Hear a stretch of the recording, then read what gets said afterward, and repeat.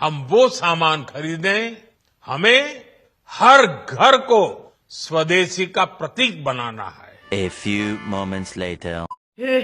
हे प्रभु, हे हरि राम कृष्ण जगन्नाथ प्रेमानंद, ये क्या हुआ? तालाब में पानी आ गया। वाह, क्या सीन है।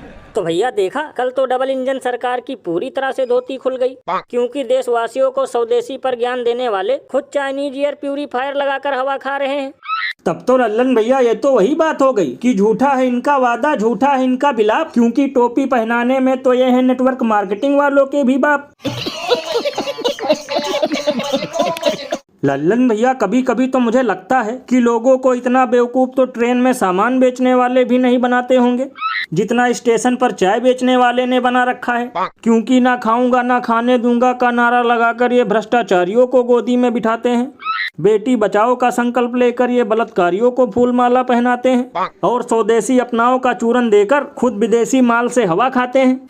भैया इसीलिए तो इस पर महान कवि बाबा लपेटू दास ने कहा है कि अगर उल्लू बनाने पर कोई अवार्ड मिलता तो सबसे ज्यादा सिर्फ यही लोग पाते, क्योंकि ये कौवे के फूफा हैं और लोमड़ी से हैं इनके नाते।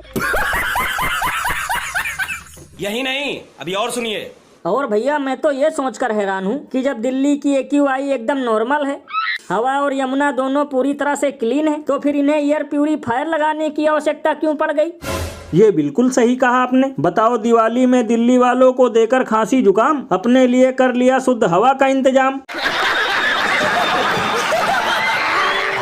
और अभी तो रुको, क्लाइमैक्स अभी बाकी है। आप जब कोई सामान खरीदते हैं तो सामान खरीदते समय एक चीज जरूर देखिए, क्या उसमें हलाल सर्टिफिकेशन तो नहीं लिखा हुआ है।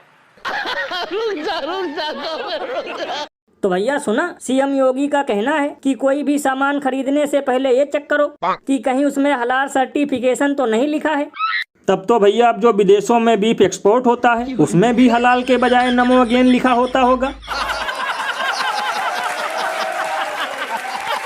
लल्लन भैया मुझे तो लगता है कि मोदी जी के बाद अगर हिंदुओं को सबसे ज्यादा कोई चूना लगा रहा है तो सिर्फ यही महान हस्ती है, क्योंकि एक तरफ तो ये लोग बीफ कंपनियों से 250-300 करोड़ का चंदा खाते हैं, उस पे 0 GST लगाते हैं, फिर भी हर दिन बुर्का जिहाद और हलाल के नाम पर हिंदुओं को हुतिया बनाते हैं। अरे बाप रे, ये तो धोती खोल रहा है। ये बिल्कुल सही कहा आपने। वैसे भैया इसमें इनकी कोई गलती नहीं, क्योंकि सामने बैठी जनता ही बकलोल है।